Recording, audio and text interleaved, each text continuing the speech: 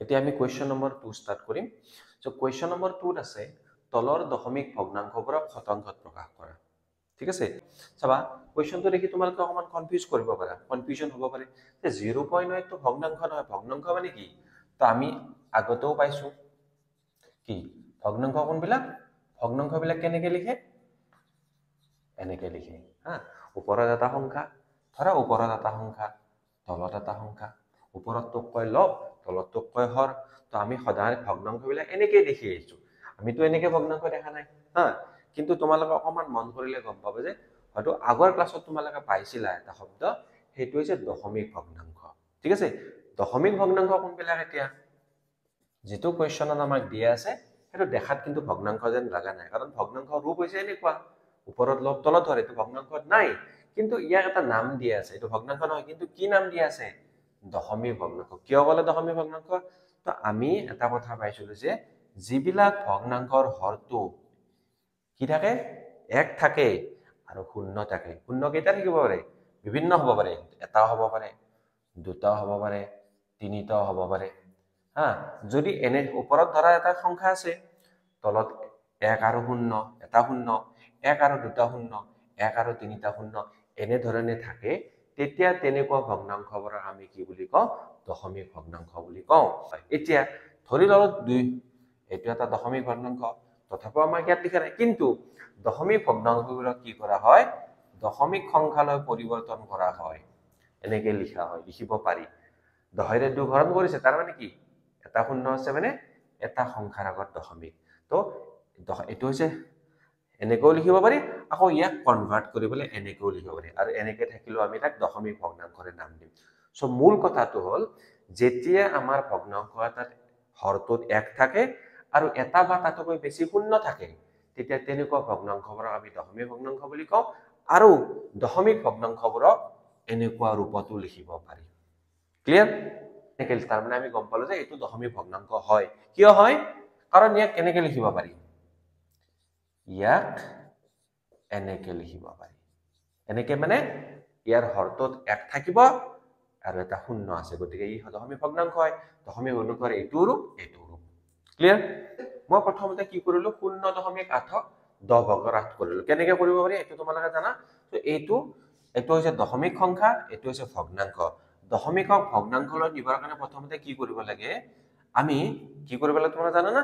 তো এইটো দশমিকৰ কাৰণে আমি সদায় 1 লিখো, আৰু যদি এটা সংখ্যা থাকে আমি এটা 0 লিখো। মনত কৰিবা, ধৰা এটা মই এক্সাম্পল দিলো হা, ইয়াক ভগ্নাংশত লিখিবলৈ কি লিখিম? প্ৰথমতে ওপৰত এইটো লিখিব লাগে, দশমিক বাদ দি পেলাই। তলত কি লিখিব লাগে? দশমিকৰ কাৰণে 1 বা 1। কেইটা সংখ্যা আছে? কেইটা দশমিক স্থান আছে? এটা, 10। ওপৰত বাৰু 0টো নিলিখো। তো দশমিকৰ কাৰণে 1 লিখিব লাগে, দশমিকৰ পিছত যদি এটা স্থান থাকে এটা 0 লিখিব লাগে, আৰু দশমিক বাদ দি পেলাই সংখ্যাটো লগত লিখিব লাগে। তো এইটো তেনেকৈ লিখিলো, দশমিকৰ কাৰণে 1 লিখিলো, 1 দশমিক স্থান আছে 0 লিখিলো, আৰু বাকীখিনি বাদ দি 8টো ওপৰত লিখিলো। দশমিক 8 মানে 10 ভাগৰ 8। শতাংশত ল'বৰ কাৰণে আমি কি কৰিব লাগে?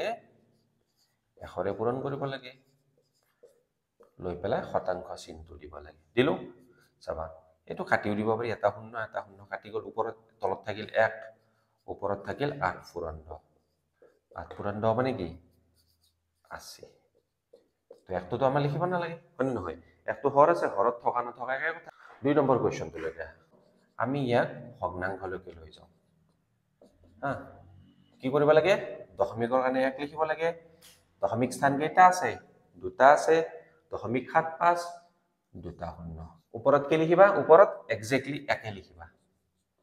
লিখিলো, দশমিকটো উঠি গ'ল। দশমিকটোৰ কাৰণে যিহেতু তলত 1 আহিল, ওপৰত দশমিকটো নাথাকে। ঠিক আছে, এনেকৈ লিখিব লাগে। এতিয়া এইটো পালা, এইটো পালো, ইয়াক শতাংশলৈ নিব লাগিব। শতাংশ মানে কি?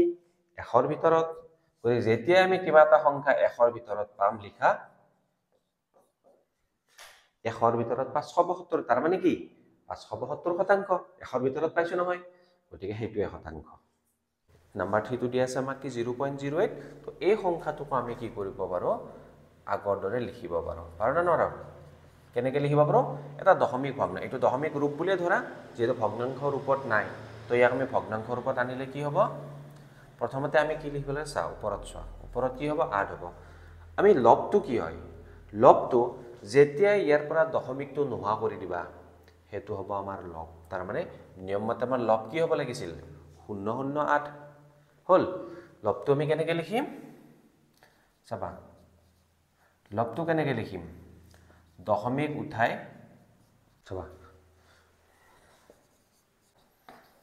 চাবা মই তোমালোকক ডিটেইলছ লিখি দিছোঁ যে যেতিয়া আমি দশমিক সংখ্যা এটাক আমি ভগ্নাংশলৈকে ৰূপান্তৰণ কৰিম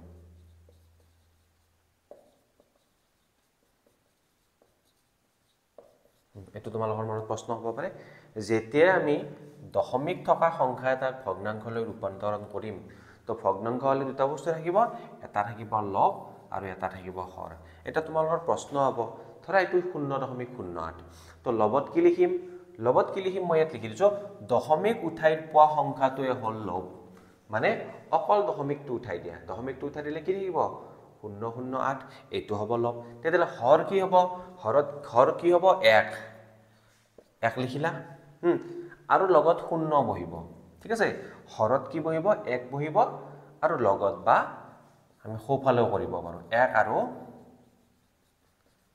সোঁফালে আমাৰ কি 0 বহিব কেইটা 0 বহিব এটা যদি দশমিক স্থান থাকে এটা 0 যদি দুটা দশমিক স্থান দশমিকৰ পিছফালে যদি দুটা ঘৰ থাকে কি দুটা 0 আৰু যদি তিনিটা ঘৰ থাকে তিনিটা হল এইটো হৈছে নিয়ম যেতিয়া দশমিকক ভগ্নাংশলৈ ৰূপান্তৰিত কৰিবা দশমিকটো উঠাই দি সংখ্যাটো লবত লিখিব লাগে আৰু হৰত 1 লিখিব লাগে আৰু যিমানটা দশমিক স্থান থাকে সিমানটা 0 লিখিব লাগে ঠিক আছে এইটোৱে নিয়ম এতিয়া চাবা যেহেতু এই 0 এটাৰ কোনো অৰ্থ নাই আগত লিখা গতিকে আমি 0 এটা নোহোৱা কৰি দিব পাৰো দেখিলো এতিয়া কি পালা চোৱাচোন 100 ভিতৰত 8 কোৱাচোন 100 ভিতৰত 8 মানে কি 100 ভিতৰত 8 মানে হল 8%। উত্তৰত কি লিখিম 8% বা 8%। ঠিক আছে ইয়াক ভগ্নাংশলৈ ৰূপান্তৰণ কৰ আমি জানো কাৰণ শতাংশ মানে কি 100 ভিতৰত যেটো হৰ 100 পালা 100 ভিতৰত 8 তাৰ মানে 8%। এইটোলৈকে আহা একে ধৰণৰ প্ৰশ্ন ইয়াকো আমি কি কৰিম ভগ্নাংশলৈ ৰূপান্তৰণ কৰিম ওপৰত কি লিখিবা দশমিকটো উঠাই লিখা তলত কি লিখিবা 1 লিখা কেইটা দশমিক স্থান আছে এটা আছে গতিকে 10 হল এতিয়া মই এই অংকটো কেনেকৈ কৰিছিলো 100 ভিতৰত ইয়াতে হৰ কি আছে 10 আছে নে নাই গতিকে মই কি কৰিম আগৰ দৰে ইয়াক 100 ৰে পূৰণ কৰিম মই পাইছিলো না একৈক নিয়মত 10ৰ ভিতৰত 1ৰ ভিতৰত 10ৰ ভিতৰত 321 1ৰ ভিতৰত 10 ভাগৰ 321 1ৰ ভিতৰত 100 ৰে পূৰণ কৰি দিয়া ঠিক আছে এতিয়া চোৱা 10 ৰে কাটি দিয়া 10 10 গুণ 100 321 পূৰণ 10 কিমান শতাংশ হ'ব 3210% বা 3210 যেনেকৈ লিখা তোমালোকে শতাংশ ঠিক আছে আগৰ দৰে দশমিক সংখ্যা আছে দশমিক ভগ্নাংশ আছে ভগ্নাংশলৈ কনভাৰ্ট কৰি দিয়া